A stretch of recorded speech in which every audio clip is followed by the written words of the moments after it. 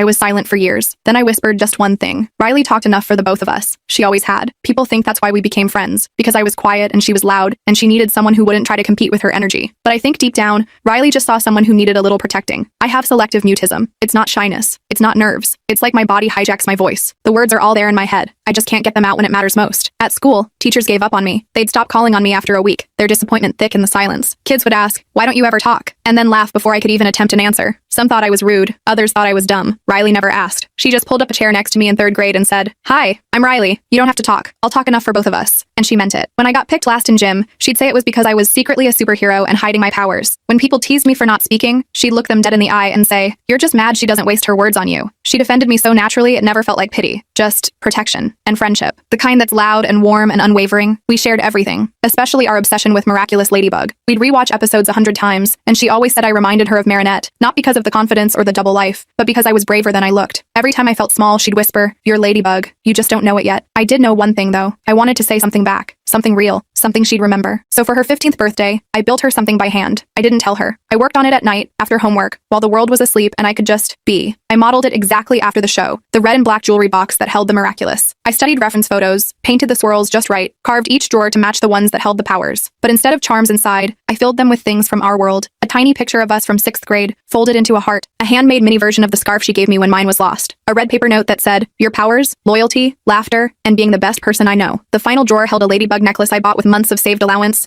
and taped beneath it was a folded note that simply read, "Open with me." That night, I barely slept. My palms were sweaty at the party. I waited until everyone had gone home and it was just us, sitting cross-legged on her floor like we had since forever. I handed her the box in silence. She stared at it, stunned, and whispered, "No way. No way you made this?" Her fingers traced every inch like she couldn't believe it was real. She opened the drawers one by one, tears starting to rim her eyes. Then she got to the necklace, read the note. "Open with me?" she said softly. I nodded. I reached for the necklace, unlatched it, and held it up with shaking hands. My throat felt like it was closing. My stomach twisted. But this time I didn't run. I whispered, barely louder than breath, "Thank you for never rushing me." Riley froze. Her hands covered her mouth. Her eyes went wide, and then filled completely. "You just spoke," she said. Her voice cracked. "You spoke. For me." I nodded again, a small laugh escaping with my tears. She pulled me into a hug so tight it took my breath away. "You're Ladybug," she whispered into my hair. I cried then. Not because I was scared, but because I finally felt free. Riley still talks enough for both of us. But now sometimes I talk too. And when I do, it's always for her.